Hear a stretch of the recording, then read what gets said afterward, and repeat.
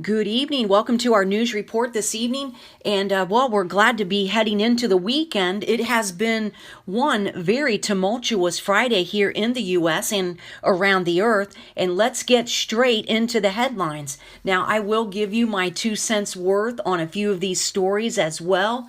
Never forget, Jesus Christ is on the throne. He is the one who is allowing all of these situations to occur as he is calling all of mankind to recognize his kingship. And he will be making an appearance on the Mount of Olives and bring a conclusion to all of the New World Order's shenanigans. And many of you long for that day, just like me.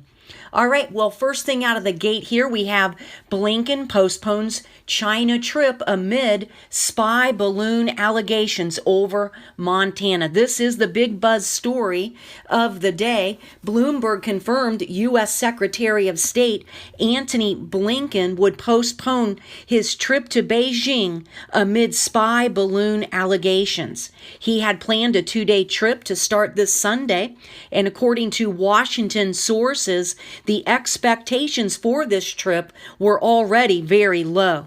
But friends, we know that this is all theater. They're just acting out their roles. They want to usher in their New World Order, and they have to go through these motions. They have to read the scripts to make sure that the sheeple think that it's a minute-by-minute situation. And it is not. They have planned out all of these items on their dark calendars. And many who have their eyes open and don't believe this dog and pony show, they believe that this technology of this so-called weather balloon is the technology geared for EMP warfare. Now, are you ready for a long-term lights out situation? I've been speaking about it on here for years. And there was a second balloon spotted over Canada and then Hawaii and Guam. And these are not birthday balloons for Joe Biden. These are strategically guided balloons for military purposes.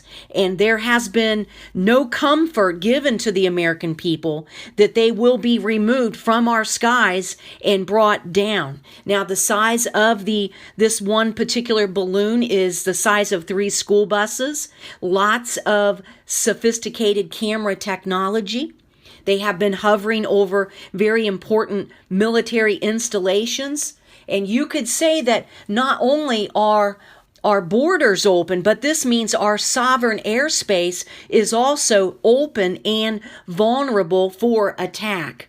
So I hope that you are praying and drawing close to the Lord Jesus Christ. America, we need to be ready at all times. There are many missiles pointed at the USA. Now, in response to some U.S. officials accusing China of sending a spy balloon near the ICBM fields in Montana, the Chinese Foreign Ministry said the balloon was for monitoring the weather, and it just happened to veer off course and enter into U.S. airspace due to an act of nature. Now, the ministry regrets the unintended entry and says Chinese officials would continue communicating with the U.S. about the balloon. They're only talking about one balloon, but there are more in question. And they added the balloon is for meteorological and other scientific research. Now, maybe they're making sure that we are at our chemtrail quota for the month of spraying toxic chemicals, toxic metals on the children of God. I pray that we get to the bottom of this very soon. But as it appears on the world stage, Joe Biden and China are not enemies, as you would seem to think by watching the mainstream news. All right, into the next article. Oh no, Australia has been hit by a serious potato shortage. I really wanted to cover this. Now, we are not surprised about this, are we? According to the book of Revelation, chapter 6, where the third seal of Jesus' scroll is opened, and then we have food scarcity, and food rationing will be the norm. I've even had a prophetic dream of people fighting over bread because they want wanted to purchase more than the allotted amount at the cash register. So I wanted to cover this story because of the nefarious plans of the globalists to kill off our food supply. This is only one of various stories out there about them destroying our food supply. But friends, get yourself ready. Don't waste any time. You know, this particular potato shortage is, especially in Australia right now, is from low crop yields over the past year from a wetter than average winter and widespread flooding. Now, to manage this crisis, they call, some stores are setting a purchase limit of 2 frozen potato products per person. Now, thankfully, there aren't any purchase limits in place for the fresh potatoes.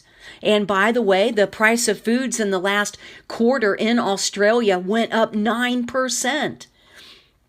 If you're a gardener, you're a farmer type, it's time to be checking around for your seed potatoes for planting. That's what I did a little bit this afternoon. It is predicted that there will be a severe reduction in the availability of seed potatoes here in the U.S. this year. So I was calling around today, checking on anticipated delivery dates, and I called 4 stores, no one had any information. So practice growing food, friends. You can even go over to the health food store and buy GMO potatoes, the kind that are not sprayed with the sprout inhibitors. Now, if the USA does take a fake potato scab outbreak here, each and every potato farmer's crop will have to be destroyed.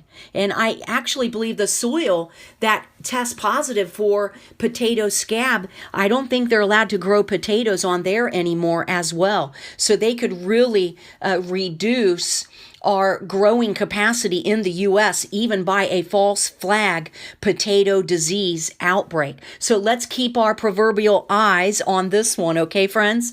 All right, and in other news, children hit and dragged by a train in Germany. One was killed. This is according to a German newspaper called Bild, B-I-L-D. A child was killed and another was seriously injured yesterday after they were hit and dragged, oh my goodness, by a train along a railway line in the western German town of Recklinghausen. Let's see here. Police confirmed that several young people had been involved in a train accident, but they declined to give further details. This was really a nightmare there. The victims were dragged by a freight train for several hundred meters, and the accident happened between 2 different train stations. It was not clear how the accident happened and whether more children were involved, but local media reports said that some 35 firemen and rescue workers had been deployed to the accident site near a former freight yard. Rescue teams were searching the track bed and using drones to look for victims, they added. And police declined to say officially how many people were injured or if any more had died. So please, let's keep these families in our prayers because this is truly a horrific tragedy. All right, moving on. Northeast prepares for the worst wind chill in decades. Here we have another dark winter agenda headline. See, you got to pause, friends, when you see these sort of headlines, when they're trying to, sensationalize these words. Now, no weather patterns this past winter or this winter have been normal, have they?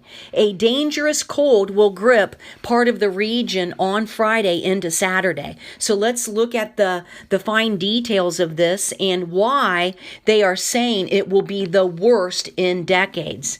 Now, by the time New Yorkers were commuting to work this morning, the wind chill made it feel like it was just 10 degrees. In Boston, the cold air and wind combined to make it feel like 2 degrees. And then in Portland, Maine, the wind chill was bracing minus 12 degrees, and that was the good news. It was expected to get significantly colder and windier throughout the day and into Saturday. Let's keep our prayers going up before the throne of God for the homeless and for those people who are struggling to pay for their utility bills.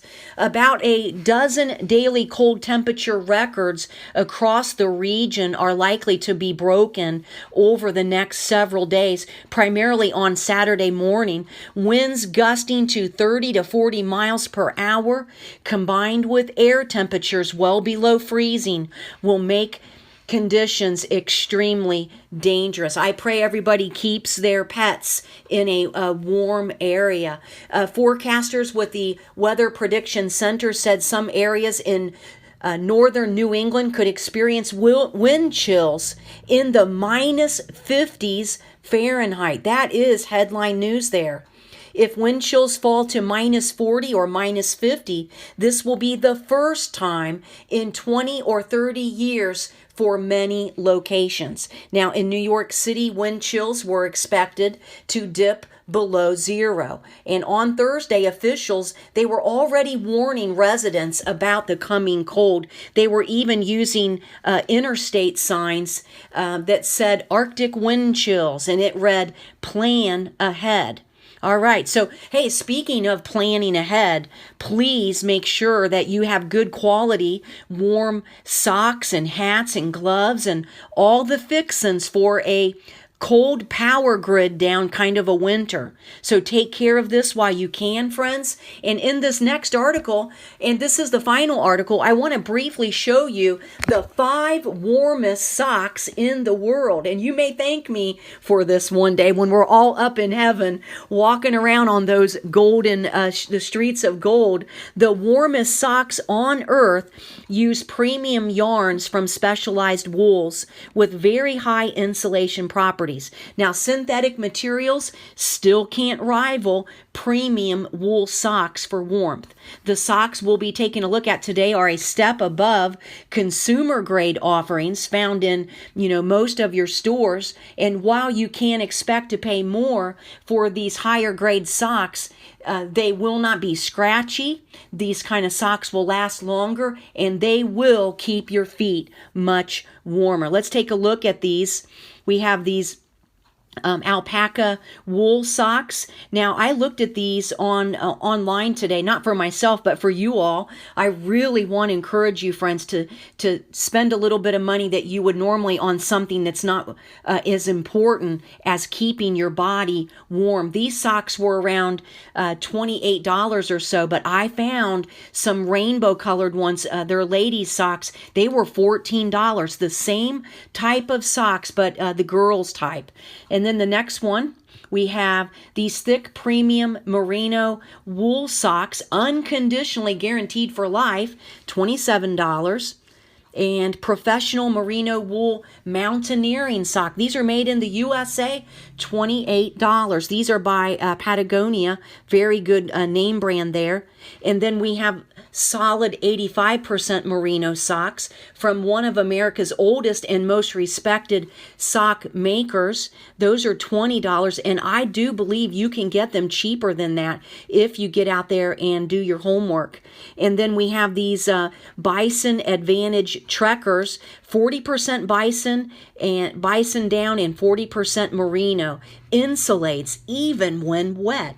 Now, these are a little more pricey, but again, the bonus with these is that if your feet get wet, they will still be insulated. Now, traditional wool socks have a reputation for being uncomfortable, scratchy, but there are some very notable exceptions. Smooth, fine-grade wools like merino and alpaca wool, they can be almost as soft to touch as cashmere, while offering superior insulation. Now, scratchy socks are made from the cheaper, coarse wool, and they are warm, but stiffer and more scaly, which is why they tend to be itchy and uncomfortable. But listen, if my feet are cold, I don't care. I'm just going to try to stay warm.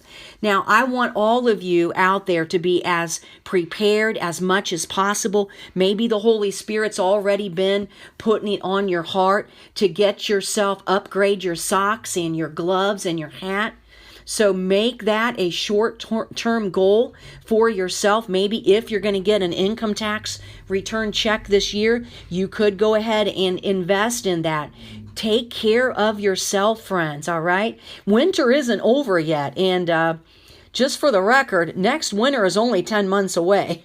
All right. Well, friends, God bless you. I hope that you have a wonderful weekend, and let's stay in prayer over our nation and that the people in America will draw close to the Lord more than ever before. Good night.